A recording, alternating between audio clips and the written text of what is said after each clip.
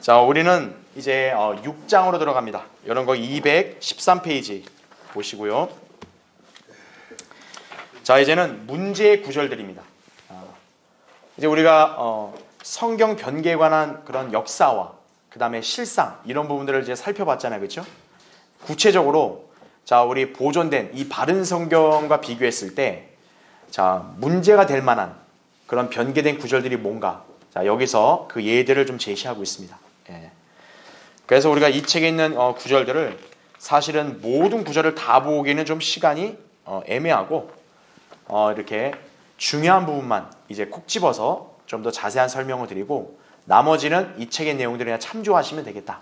여러분 그렇게 방향을 잡으시고 그렇게 공부하시면 되겠습니다. 그리고 또 요새 우리 말씀보존학교에서도 이렇게 비교, 성경 구절 비교 그런 책자나 그런 자료들 많이 있죠, 그렇죠? 예, 또 그걸 보시게 되면 구체적으로 이 땅에 우리 한글 킹제임 성경과 비교해서 이 개역 성경과 다른 성경들의 구절이 심각하게 얼마나 이렇게 훼손되어 있는가, 이제 그거를 우리가 이제 발견할 수 있겠죠. 자, 215페이지 보세요. 제6장 문제의 구절들. 자, 먼저 1번 보시면 성경 변개로 인해 난 해석상의 오류다라고 했습니다. 예. 그래서 이제 이 책에서도 얘기하는 게 뭐냐, 거기 세 번째 줄에 2200단어가 넘는다 그래요. 실제로 삭제된 부분이. 예. 그러니까 이 책을 저술한 우리 이소호 목사님에 따르면은 2200단어가 넘는다 그래요. 실제로 이 보존된 원문과 비교했을 때 이 변개된 성경에 삭제된 단어들이. 자, 이렇게 엄청난 분량이 삭제됨으로 인하여 야기된 그런 신학적, 교리적 차이를 무엇으로 메우며 자, 어떻게 변명할 것인지 굉장히 의문스럽다라는 얘기죠. 그렇죠? 예. 그러니까 이런 생각을 할 수 있는 거죠. 자, 우리 성경과 비교했을 때 여기에는 이 구절에 이런 표현들, 이런 단어가 빠졌어요. 그러면 빠져도 무방하냐 이거예요. 두 번째는 빠진 상태로 이걸 어떻게 해석할 수 있느냐 이거죠. 만약에 그 구절이 굉장히 중요한 교리나 어떤 예언을 이렇게 설명하는 그런 구절이라고 한다면 거기서 만약 한 단어라도 빠져보세요. 그 예언을 과연 온전하게 해석할 수 있겠느냐 이거예요. 불가능하다는 얘기죠. 그렇죠. 예. 자, 그래서 그 밑에 달라 보세요. 성경 해석에 큰 오류를 범할 수 있는 사람은 크게 나누어 두 부류다 이거죠. 먼저는 삭제된 성경을 쓰는 사람이고 그 다음에는 자의대로 의역하여 사용하는 사람이다. 자, 전후자 역시 마찬가지 뭡니까? 성경을 변개시키는 사람들이라는 얘기죠. 예. 자, 216페이지 보십시오. 또 성경 해석에 오류를 범하는 사람은 뭡니까? 자기 무지와 편견으로 성경을 이렇게 전후 문맥을 다 살펴보는 게 아니라 딱 그 어느 한 부분만 부분적으로 집착을 하는 거죠. 거기에 매몰돼가지고 거기에서 이제 온갖 비성경적 교리가 나옵니다. 대표적으로 이단 종파들이 그렇잖아요, 그렇죠? 예. 그러니까 이단 종파들, 사이비들이 뭡니까? 성경의 이 전후 문맥을 무시하고 딱 이렇게 애매모호한 이런 구절 딱 하나만 갖고 와가지고 여기서 이제 온갖 상상의 나래를 펼치면서 자기들만의 어떤 사상과 교리를 만들어내는 거죠. 예. 그러면서 어떻게 해요? 사람들에게는 성경에 이게 있어서 이거를 근거로 한 거다. 이렇게 속이는 거예요. 그 성경을 모르는 사람은 어떻게 되겠어요? 성경에 있는 걸 얘기하니까 그냥 고스란히 그냥 그 사람들 말 들어주는 거예요. 넘어가는 거죠. 예. 굉장히 위험한 거란 얘기예요. 그렇죠? 자, 여기 그래서 그 다음 단락 보세요. 216페이지 두 번째 단락에 필자는 얼마 전 어떤 사람으로부터 전화를 받았다. 옛날의 일이죠. 필자의 작은 책자 휴거와 재림을 읽고 질문할 것이 있다며 시간을 내달라고 했다. 그는 어느 유수한 회사의 중역이었다. 그는 성경에 나타난 종말론에 관한 그의 견해를 이야기했는데 그것은 필자로서는 한 번도 들어보지도 읽어보지도 못한 것들이었다 이거죠. 예를 들어 요한계시록 6장에 흰말을 탄 사람은 그리스도요, 성경에 나온 여자는 모두 교회이며 동방의 나라는 한국이었다는 것이다 이거죠. 예. 그러니까 요한계시록에 동방에 2억의 군대 있잖아요. 그 동방을 한국으로 해석하는 거예요. 그럼 한국에서 2억의 군대가 나온다는 얘기예요? 이게 엉뚱한 해석을 하는 거예요. 예. 그러니까 여기에 완전히 매몰된 거죠. 그렇죠? 예. 요한계시록 6장에 흰말 탄 사람은 적그리스도를 가리키거든요. 예. 요한계시록 19장에 흰말 타신 분이 예수 그리스도인데 이 일반 대다수 교회들은 요한계시록 6장에 흰말 탄 자도 19장에 흰말 탄 자와 동일한 그리스도다. 이렇게 해석을 한다고요. 이 사람도 여기에 빠져버린 거예요, 그냥. 예.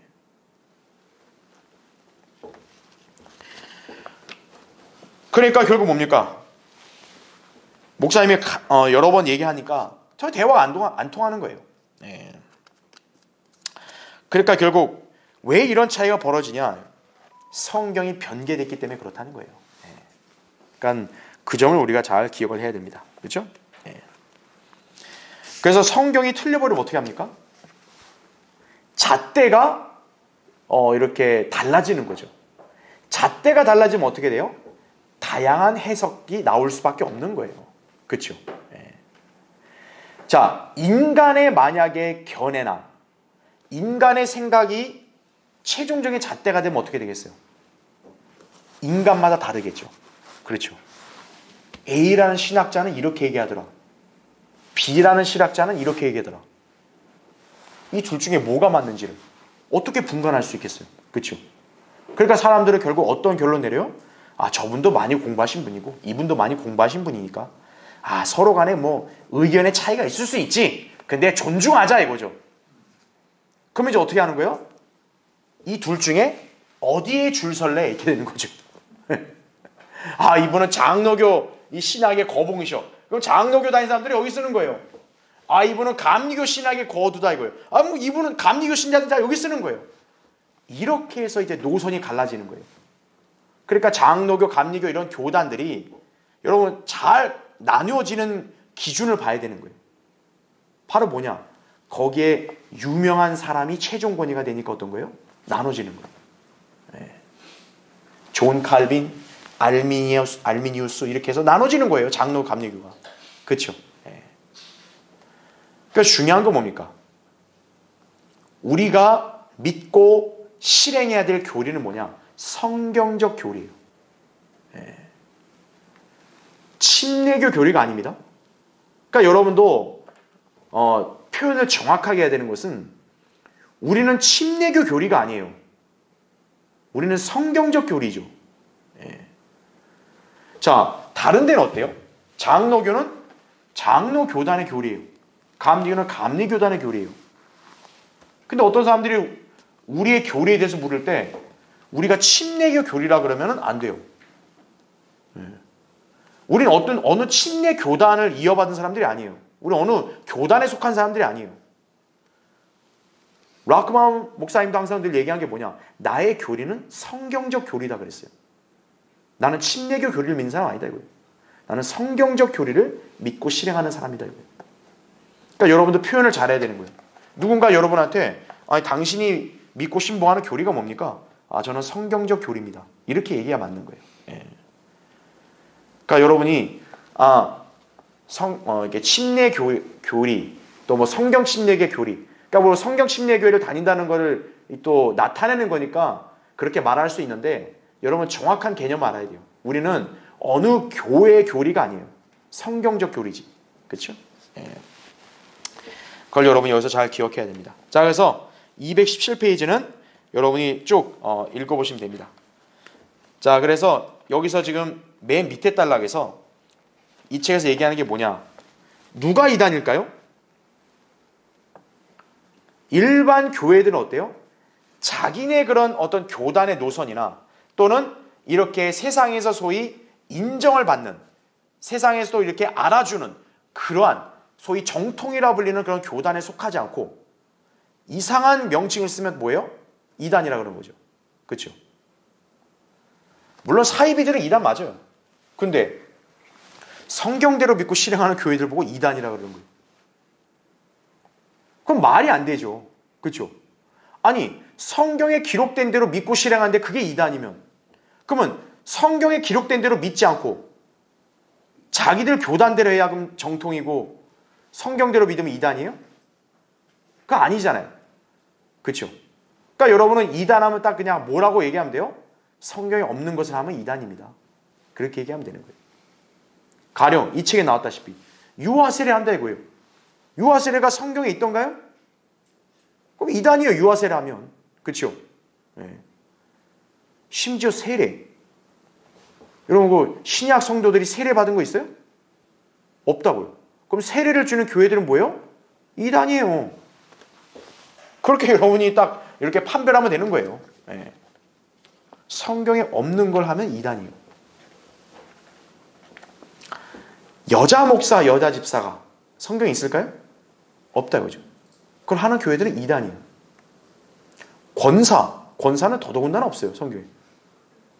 권사 직분을 만들어 한다. 그거 이단이에요. 왜? 성경에 없는 걸 하니까. 그러니까 여러분 그렇게 하시면 되는 거예요. 예. 자, 그 다음에 218페이지 보십시오.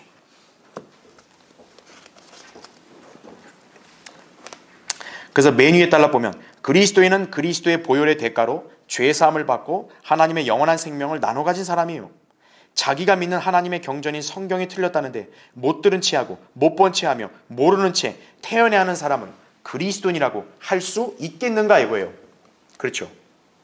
그러니까 여러분이 저 사람이 정말 참된 성도인가 아닌가, 정말 거듭났는가 안 거듭났는가, 이거를 여러분이 분간하고 싶다면 일단 한 가지를 여러분이 적용해 보면 되는 거예요. 하나님의 거룩하고 또 완벽하다고 하신 그 하나님이 하신 말씀이 심각하게 변개됐다고 하는데도 태어난 사람들, 그 사람들은 정체가 심히 의심스러운 거예요. 네. 그렇게 분간하시면 되는 거예요. 네. 자기 믿음의 근원이요 주체인 성경이 틀려도 괜찮냐고요. 여러분 믿음이 어떻게 생긴다고 그랬어요? 성경에는 로마서 10장 17절에 믿음은 들음에서 나오고 들음은 하나님의 말씀의 손이라고 그러죠. 우리 믿음과 직결되는 게 하나님 말씀이에요. 근데 그 하나님 말씀이 36,000군데 틀렸다는데 그게 좀 어때서요? 이런 얘기하는 사람들이 과연 정상인가 이거예요. 그렇죠? 네.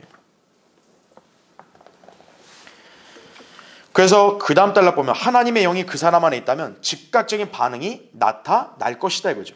네.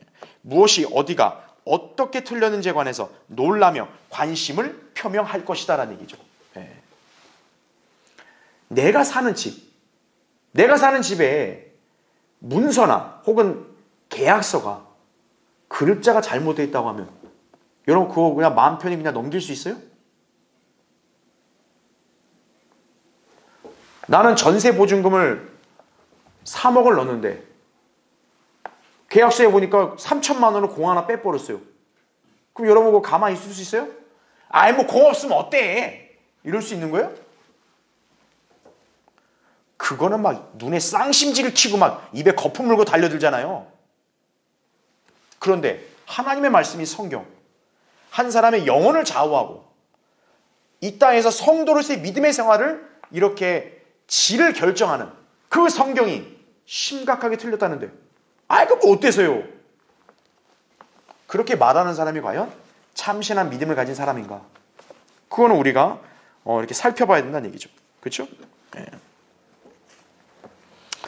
자, 그래서 밑에도 한 예에 있는 거를 여러분 이제 참조하시면 됩니다. 예.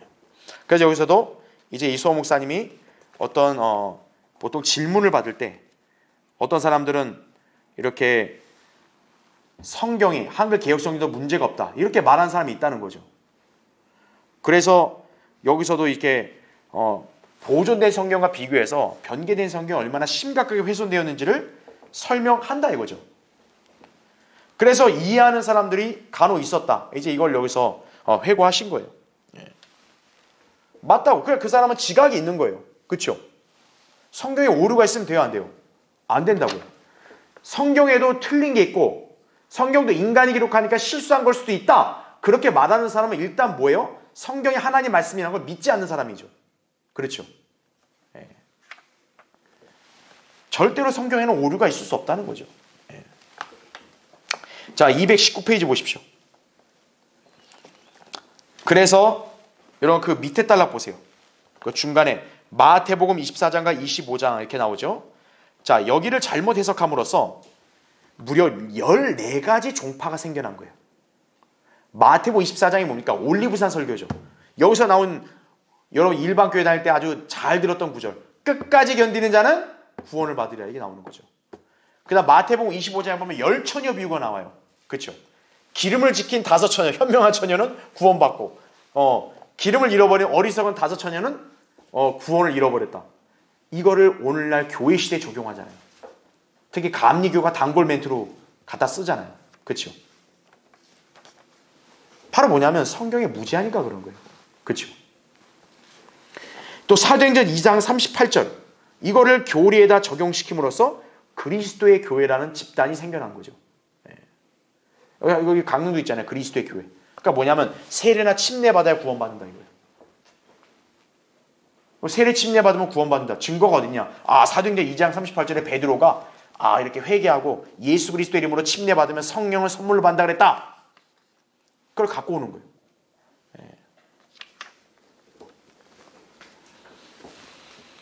자, 급기야 성경에 무지한 침례 교인들도 어때요? 이 사람들의 그런 주장에 쩔쩔매는 거예요. 왜? 똑같이 성경을 모르니까. 보니까 그렇게 돼 있긴 돼 있네? 이거 어떻게 해야 되지? 이거죠. 예. 사도행전 2장을 갖다가 교회 시대에 적용하는 사람은 무식한 사람인 거예요. 아니, 대한민국 사람한테는 대한민국 헌법이 적용이 돼야지. 그렇죠? 러시아나 중국의 법을 적용시키면 돼요? 안 되죠. 그냥 이 땅에 있는 법이라고 아무거나 다 갖다 끌어와가지고 자기한테 적용시키면 돼요? 안 되죠. 그렇죠. 성경도 마찬가지예요. 성경 66권이 다 네가 갖다 쓰라고 하나님이 주신 게 아니에요, 이게. 그러니까 그걸 모르니까. 그렇죠? 왜 모르는가? 일단 변개된 성경을 들고 있으면요. 절대 조명을 받지는 못해요. 특히나 여러분 아셔야 될 게 변개된 성경을 가지고 있으면요. 문자적 해석을 못해요. 왜냐하면 삭제되고 첨가되고 막 변개된 게 너무 많기 때문에 문자적 해석이 안 되는 거예요. 그래서 어떻게 해야 돼요? 영적 해석을 하는 거예요. 비유, 은유 막 이걸로 해석하는 거예요. 그 비유를 제일 잘 써먹는 집단이 신천지죠. 다 비유야, 다 비유. 그러니까 뭐냐면 성경을 하나님 말씀이야. 이게 영적이신 하나님의 말씀을 어떻게 물리적인 인간이 문자로 그대로 받아들이나? 여기에는 의미가 있다. 이거죠. 그럼 그 의미가 뭡니까? 이거는 우리 그 이만희 보혜사께서 해석하신다. 이거죠. 그게 신천지예요. 다른 교단들은 어떨까요? 다른 교단들은 교주만 없을 뿐 자기네 교단의 유명한 학자가 내린 결론은 그냥 맹목적으로 그냥 그걸 받아들이는 거예요. 그냥.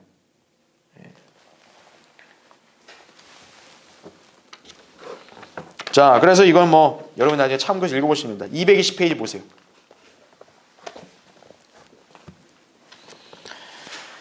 자, 그래서 여기도 여러분 어려운 건 없을 겁니다. 우리가 이 신약 성경 가운데서 이렇게 함부로 이렇게 교리로 적용하면 안 되는 위험한 책이 있어요. 자, 잠깐 볼게요. 자, 이러한 책들은 특징이 뭡니까? 분명히 신약 성경이 있어요. 신약 성경이라 했을 때 신약 성도한테 다 적용되는 거 아닙니까? 그렇게 오해를 하는 거예요. 그런데 그러면 오산이라는 거죠. 마태복음은 신약 성도들은 십자가의 죽음으로 탄생할 수 있는 거 아니에요. 그렇죠? 근데 마태복음의 기록을 보면 거의 27장 거의 끝부분 전까지는 십자가의 죽음 이전을 다루고 있단 말이에요. 그렇죠? 그렇다는 얘기는 그 마태복음의 시대적 배경은 어느 시대요? 구약의 율법 시대인 거예요. 그러니까 마태복음 27장 이전까지는 다 뭐예요? 구약 시대의 교리라는 거예요. 신약 성도들이 걸로 가면 번지수를 잘못 짚은 거예요. 그런데 오늘날 일반 교회들은 다 글로 가죠.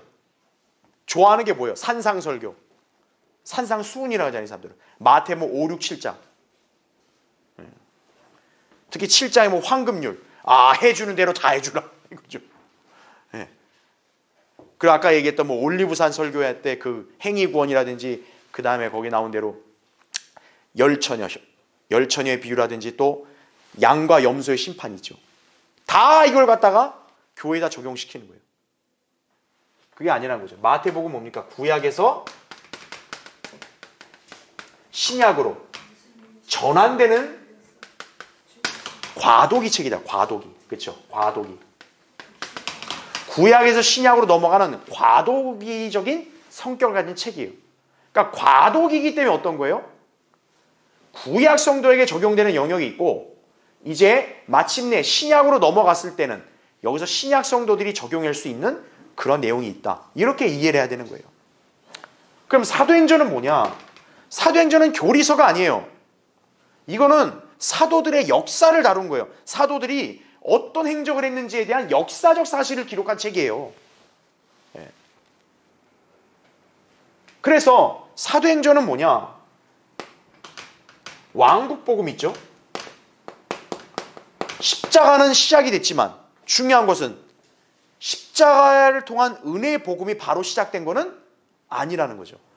여전히 뭡니까? 왕국복음이 전파가 된 거예요. 이것이 이제 뭐로 바뀐 거예요? 은혜의 복음이다. 이 왕국복음이 이스라엘이다. 그래서 교회로 전환이 된 거라는 거죠. 그러니까 사도행전도 바울이 활동한 그 시대부터 그 내용을 봐야 되는데 문제가 뭐예요? 다 앞부분 보는 거예요. 아까 얘기했던 사도행전 2장 38절이라든지 이런 거나 보는 거예요. 문제가 되는 거죠. 히브리서는 뭐냐? 교회에서 뭐요? 환란으로 넘어가는 과도기라는 거죠. 그러니까 히브리서라는 책은 다 우리 교회 시대에 오늘날 우리 사는 성도들에게 적용된다가 아니라 환란 시대에 있는 성도들에게 적용되는 교리들이 많다는 거죠. 그걸 나눠야 된다 이거예요. 과도기니까 뭐예요? 과도기. 전환되는 거니까 교차가 되는 거예요. 교차가 되니까 어때요? 섞여 있는 거죠.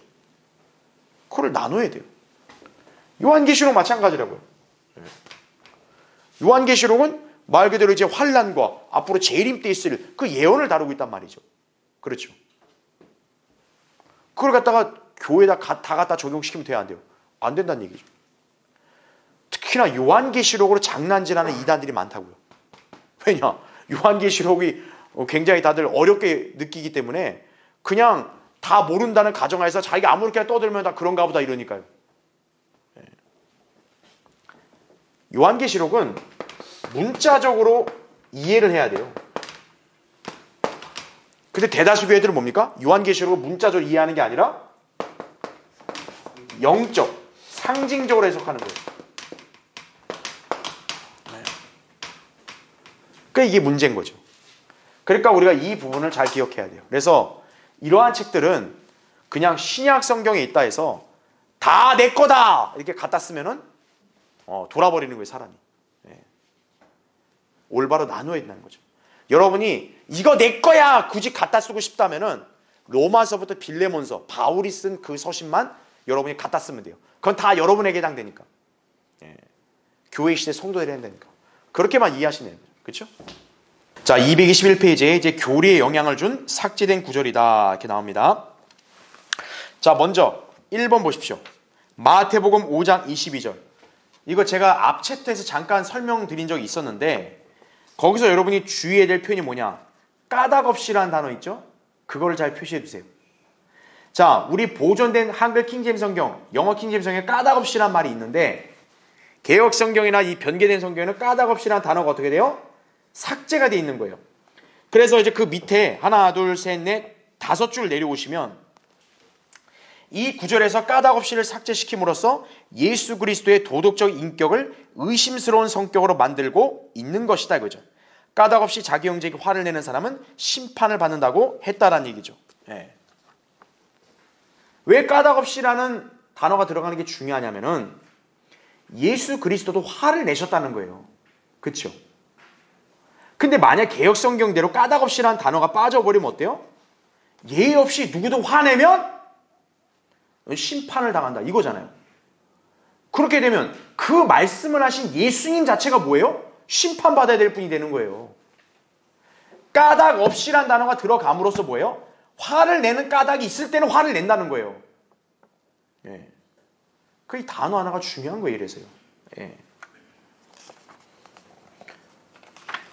그래서 다음 페이지 보세요.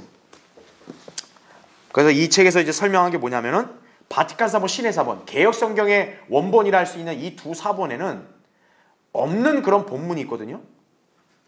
근데 개역 성경에 그게 딱 들어가 있는 게 있어요. 그럴 때 어떻게 하냐? 꺽쇠 가루를 묶는 거예요. 그건 제가 예전에 한번 설명드린 적 있죠, 그렇죠? 그러니까 뭐냐면은 어디를 참고해가지고 거기다 임의로 갖다 쓴 거예요. 정작 자기들이 원문으로 삼는 데는 없는데. 그렇죠? 위선적이죠. 그렇죠? 자, 그 다음에 2번 보십시오. 디모데전서 3장 16절이에요. 자, 거기서는 여러분이 밑줄을 쳐보세요. 하나님께서는 육신으로 나타나셨고, 이게 나오죠. 경건의 신비가 뭡니까? 신비라 하면은 우리 두뇌나 이성으로 결코 이해할 수 없는 영역이에요. 근데 중요한 거는 우리가 이해할 수 없다 해서 이게 허무맹랑한 얘기가 아니라 진리라는 거죠. 그렇죠? 그게 신비예요. 성경에서 말씀하는. 그러니까 여기서 신비는 뭡니까? 경건의 신비라는 거죠. 경건의 신비가 뭐냐? 하나님이 육신을 입고 인간으로 나타나시다는 얘기예요. 그럼 여러분이 이성적으로 아니 하나님이 인간으로 나타났다는 걸 여러분 이해할 수 있어요? 그게 과학적으로 분석이 돼요? 아니죠. 그런데 어때요? 그건 분명한 사실이라는 얘기죠. 우리 그걸 믿는 게 마땅하죠. 그렇죠? 그러니까 하나님이 육신으로 나타냈다. 그게 예수 그리스도 아니에요. 그렇죠? 그러니까 예수 그리스도가 하나님이시라는 진리예요. 이게. 근데 변개된 성경들은 여기서 하나님이라는 단어가 뭐로 바뀌어요? 인간 대명사를 지칭하는 그로 바뀌어요. 그는 육신으로 나타나고. 아 맞아. 예수님 육신 인간으로 왔잖아. 이렇게 돼버리는 거예요. 그게 지금 이 구절의 진의가 아니죠. 이 구절은 뭐예요? 예수 그리스도는 하나님이신데 육신을 입고 나타나신 거다. 이거잖아요. 예수 그리스도의 신성을 이렇게 부인하는 그런 형태가 돼버린 거죠. 하나님을 그라고 바꿈으로써. 예. 그러니까 여러분은 그 심각성을 우리가 잘 알아야 된다는 얘기죠. 그렇죠? 예. 그래서 이제 밑에도 여러분 이제 변개된 구절들 그 예들이 이 책에서 그냥 제시해 놨는데 여러분 나중에 이제 참조하시면 됩니다. 자, 223페이지 3번에 사도행전 8장 37절이에요. 자, 이건 우리가 너무나 많이 익히 보고 공부했던 거예요. 빌립이 말하기를 만일 당신이 마음을 다하여 믿으면 합당하니라고 하니 그가 대답하여 말하기를 나는 예수 그리스도가 하나님의 아들이신 것을 믿나이다 라고 하더라. 이렇게 나오죠. 자, 예수님이 하나님의 아들임을 시인하는 거죠. 이게 구원받은 성도의 간증이란 말이에요. 고백. 그렇죠? 근데 개역 성경은 이게 어떻게 됐어요? 통째로 없음으로 되어 있다고. 없음. 예. 그럼 여러분이 봤을 때 이 구절이 없어도 되는 거예요? 상식적으로 없어도 문제가 없어요? 우리가 이거 사도행전 8장을 설교를 할 때도 또 성경 공부할 때도 여러분 다 배웠겠지만 전후문맥이 뭐예요? 침례를 받고 싶어하는 상황이에요. 그렇죠? 네시가 먼저 묻는 거죠. 나 침례 받아야 되는데 뭐 해야 되냐? 그때 이 37절에 나온 거예요. 빌립이 받고 싶어? 일로 와, 빨리 와. 이게 아니라 너 침례 받으려면 네가 뭔가 믿었다라는 그런 증거가 있어야 돼. 고백이 있어야 돼. 그래서 어떻게 한 거예요? 지금 네시가 나는 예수 그리스도가 하나님의 아들이신 것을 믿나이다.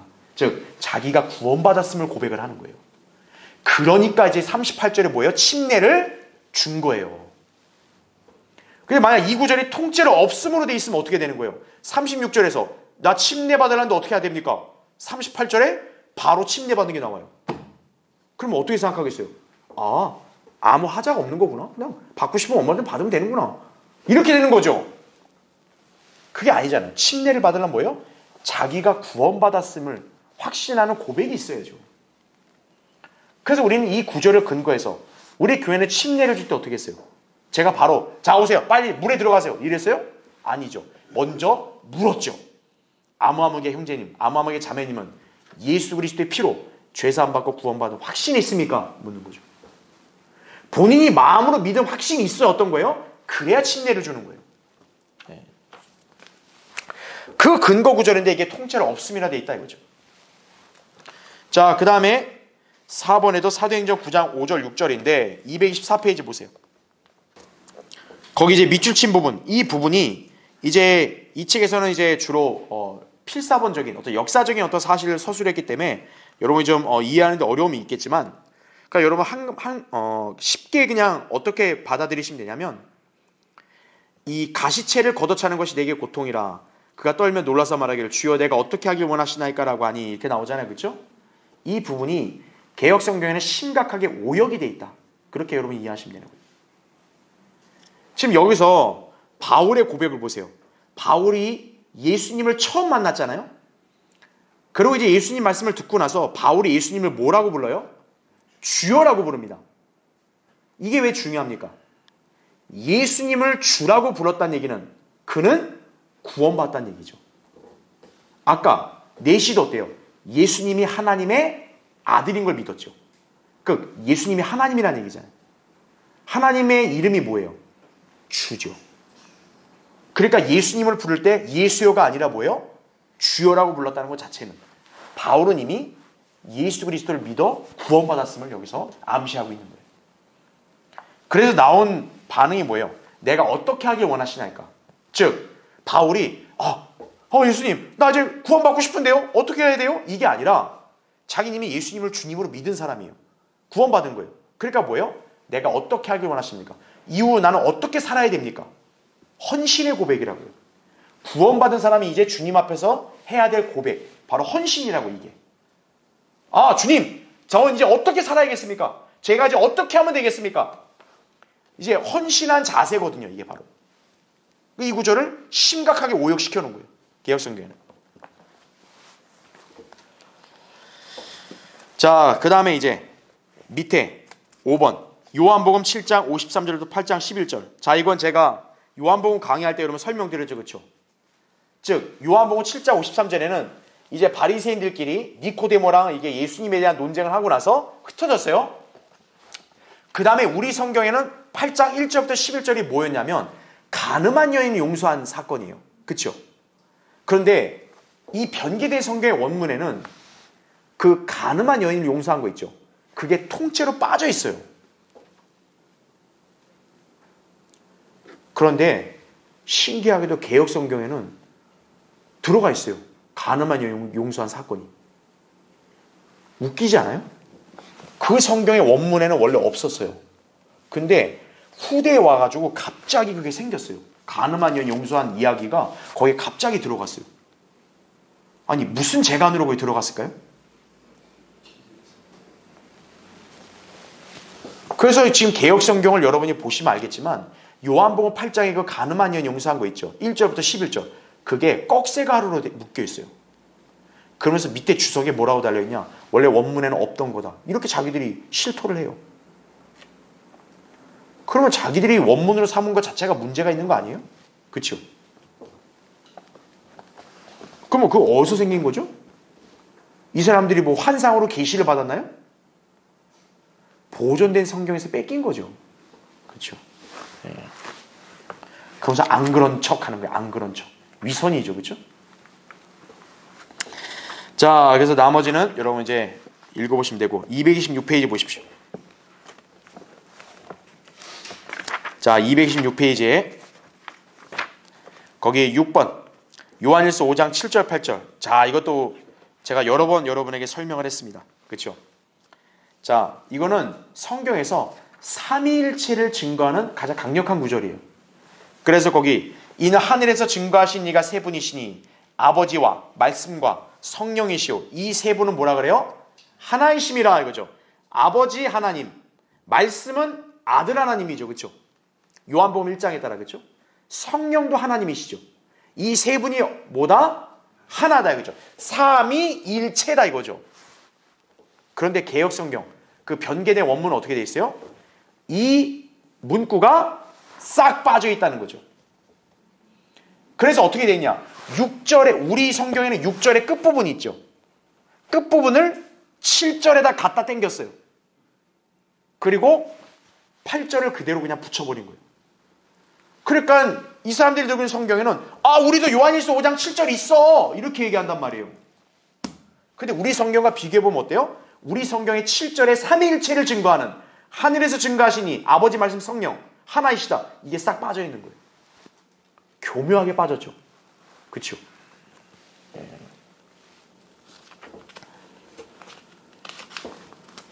그러니까 여러분 이제 그 내용도 이제 필사본적인 증거를 여기서 이 책에서는 좀 어렵다 보니까 어쨌든 설명해놨는데 여러분 나중에 읽고 참고하시면 됩니다. 자, 227페이지 보세요. 7번 마태복음 24장 36절. 자, 예수님의 재림에 관해서 예수님이 이런 말씀했어요. 그날과 시간에 관해서 아무도 모르나니 이렇게 나오죠. 심지어는 보세요. 하늘의 천사들도 모르고 오직 나의 아버지만 아시니라 이렇게 나와요. 그런데 동일한 사건을 묘사하고 있는 마가복음에서는 여기에 뭐가 들어가 있냐면 아들도 모른다는 말이 들어가 있어요. 근데 우리 성경에는 마태복음에는 아들도 모른다는 말이 없죠. 그렇죠? 그러니까 개혁성경이나 변개된 성경 어떤 거예요? 마태, 마가가 서로 일치가 안 되네? 그러니까 마태복음에다가 첨가해 놓자. 아들도 모르며 이게 첨가시켜 놓은 거예요. 그러니까 이 사람들은 아이고 하나님이 잠깐 실수했는가 보다. 하나님 실수했으니까 우리가 실수 좀 바로잡아 드릴게요. 마태복음에 하나님 아들 뺐어요. 우리가 넣었어요. 이거예요 이 사람들은.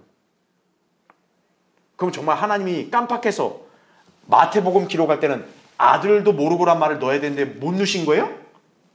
아니죠. 성령님께서 의도적으로 빼신 거예요. 마태복음에서는. 그건 제가 예전에 설명드렸어요. 왜 뺐죠? 아시는 분 한번 설명해 보십시오. 왜 마태복음에는 아들도 모르고란 말은 왜 없을까요? 마가복음에 있는데. 이래서 이제 반복학습이 중요하다 이 말씀을 드리는 거예요. 그렇죠?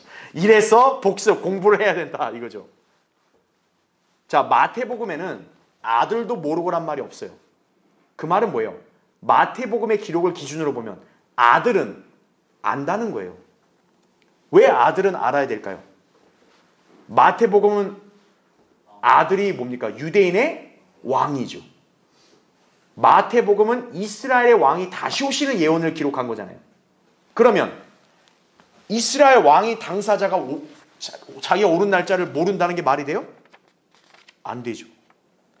그래서 마태복음에서는 아들은 알 수밖에 없으니까 아들은 모르고 한 말을 성령이 빼신 거예요. 그럼 반면에 마가복음은 왜 아들을 모른다는 말 썼을까요? 마가복음에서의 예수님은 어떤 신분이에요? 종의 신분이라고요. 종은 알아요 몰라요? 모르죠 종은. 그래서 거기서는 아들도 모른다는 말을 성령님이 누신 거예요. 그게 마태복음과 마가복음의 그 성격의 차이라고요. 그 이 점을 모르는 거예요 일반 교회들이. 그러니까 아이고 하나님 실수하셨네. 마가복음에 아들도 모르고 있다는데 왜 마태복음에 없네? 하나님이 깜빡 빠뜨리셨나 보네요. 제가 넣어드릴게요. 이러고 있는 거예요. 좀 정신 좀 차려야죠. 그렇죠? 228페이지 보시면요. 그러니까 이 사람들은 뭡니까? 천국과 하나님의 나라도 구별 못하는 거예요. 천국은 영어로 킹덤 오브 헤븐이죠. 하나님의 나라는 킹덤 오브 갓이에요. 여러분 갓과 헤븐이 똑같아요? 아니죠. 다르다고요. 그것도 모르는 거예요. 자 어쨌든 여러분 228페이지 맨 밑에 보세요. 예수님은 실제적인 나라를 통치하시려고 이스라엘에 오셨다. 그러나 유대인들은 그들의 메시아의 왕이신 예수님을 거절해서 십자가에 처형했던 것이다. 그래야 그 천년왕국의 수립은 지연되었다. 예수님께서 전하셨던 복음은 회개하라 천국이 가까이 왔다 했다. 실제적인 왕국이 가까웠다고 하셨다. 침례인 요한도 회개하라 천국이 가까이 왔다고 똑같은 복음을 전했다. 왕으로 오신 이가 자신의 재림의 시기를 모른다고 한다면 그것은 성경의 모순을 날조하는 것이나 다름없다 이거죠.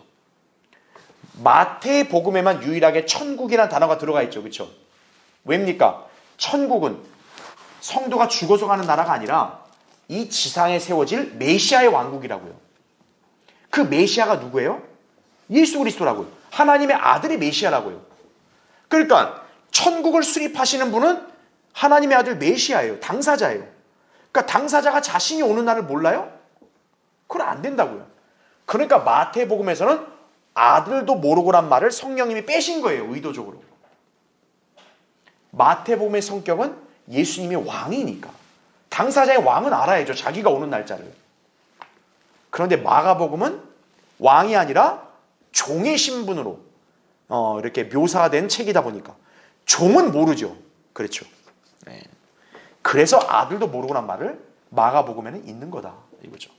그러니까 이 차이점도 모르는 거예요. 이 교회들이. 그렇죠? 자, 그다음 마지막 230페이지. 자, 히브리서 거기 4장 8절 보겠습니다. 여러분 이 구절도 자 우리 킹제임 성경을 보세요. 만일 예수가 그들에게 안식을 주었더라면 하나님께서 그 후에 다른 날을 말씀하지 아니하셨으리라 이렇게 나오죠. 자 사도행전 7장 45절에도 스테판이 설교할 때 여호수아가 역사적으로 했던 일들에 대해서는 여기서는 예수란 말을 써요.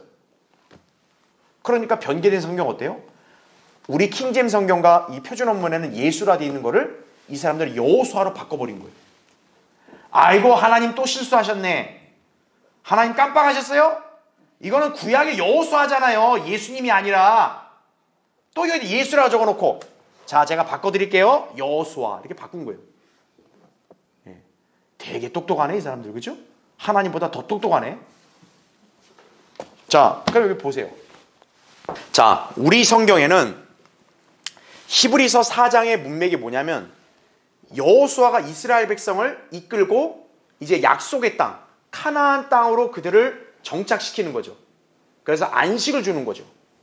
자, 그 내용을 증거하는데 우리 성경에는 예수라는 이름을 써요. 그런데 변개된 성경은 이걸 뭐로 바꿨어요? 여호수아 바꿨다 이거죠. 아, 문맥을 봐. 이거 지금 구약 시대의 그 카나안 정복 전쟁 여호수아가 이스라엘 이끌고 가는 거 그거잖아. 이거예요. 여러분이 그것만 보면 뭐예요? 얼핏 들으면 여기가 좀 더 논리적인 것 같다. 그렇게 오해할 수 있는 거예요. 근데 왜 성령님께서는 예수라는 이름을 썼냐 이거예요. 자, 여긴 두 가지 의미가 있어요. 첫 번째는 먼저 언어적으로 보면요. 언어적으로 보면 여러분 그 신약은 원어가 뭡니까? 헬라어잖아요. 그렇죠? 구약은 뭐예요? 히브리어죠. 히브리어의 여호수아가 헬라어로 번역이 될 때는 예수라는 단어가 돼요.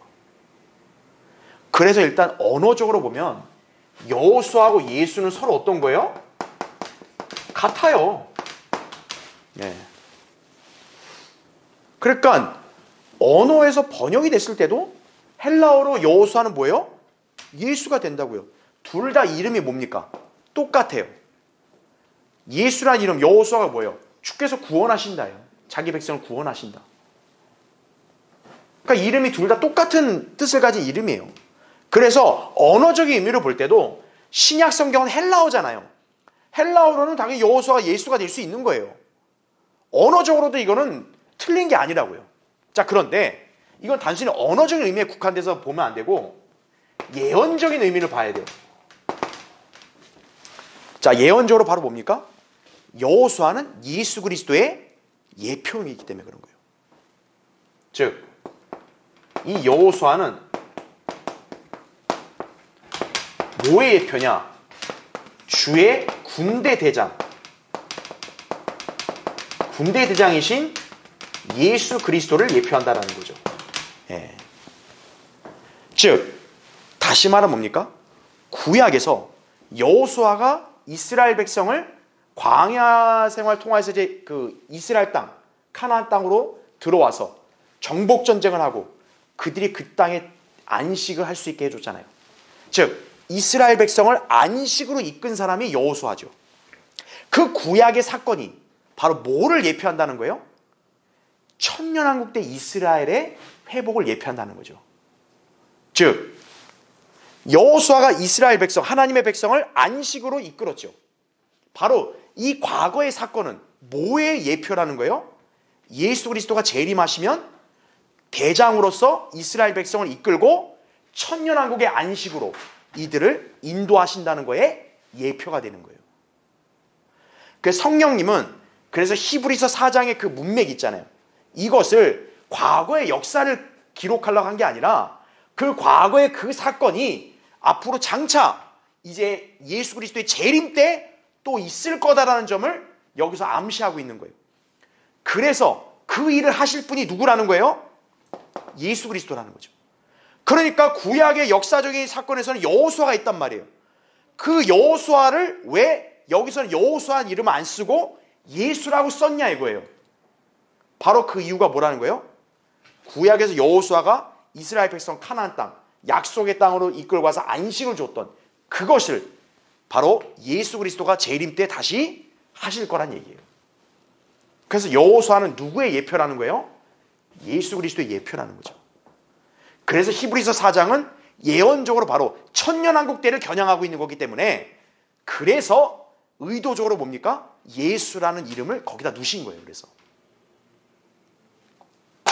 이 예언의 의미도 모르고 뭐예요? 아유 여기 여호수아한테 그 예수라는 이름 잘못 쓰셨네. 이렇게 착각을 하고 있는 거예요. 히브리서 4장은 바로 환란 시대에 사는 히브리인들에게 주신 말씀이라고요. 즉 너희 조상들 여호수아가 니네 조상들 끝까지 믿음 지킨 사람들을 안식의 땅 데려갔지? 마찬가지로 대환란 때 너희 유대인들 너희들도 끝까지 믿음을 지키면 어때요? 너희의 대장이신 예수님이 재림하셔서 너희를 천년왕국의 안식으로 데려가실 거야. 이거를 얘기하는 거예요. 히브리서는. 그래서 히브리서의 이거는 예언적인 의미를 갖춘 장이기 때문에 여기서 여호수아라는 인물을 쓰지 않고 예수라는 이름을 의도적으로 넣으신 거예요. 그 예표적 진리를 갖다가 여기서 제시하고 있는 건데 이걸 가려버린 거죠. 그러니까 개혁성경을 읽은 사람들은 뭡니까? 구약의 여호수아의 이 정복전쟁을 예수님의 재림 때의 사건으로 연결짓지 못하는 거예요. 이 사람들은. 그냥 과거 사건으로 이렇게 치부하는 거죠. 그러니까 여러분 이 차이점을 잘 아셔야 한다는 얘기예요. 그렇죠?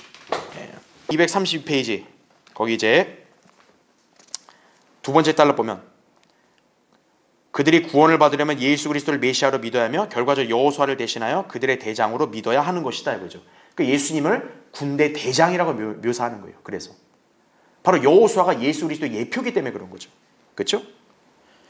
그래서 괄호 4번에 마지막으로 들어가는 것은 히브리서 4장 6, 8, 11절이며 행위가 천년왕국에 들어가는 조건이 되고 있다는 얘기죠. 그리고 히브리서 자체가 뭡니까? 히브리인들에게 보낸 편지잖아요. 히브리인들, 유대인들이라고요. 환란 시대에 사는 유대인들이라고요. 그래서 그 환란 시대에 사는 유대인들에게 뭐라고 얘기해요? 너희 조상들의 예를 든 거예요. 너희 조상들처럼 완악하게 굴면 조상들 광야에서 죽었지 않냐 이거예요. 가나안 땅 못 들어가고. 니들도 대환란 때 정신 못 차리고 믿음 안 지키면 멸망한다 이거죠.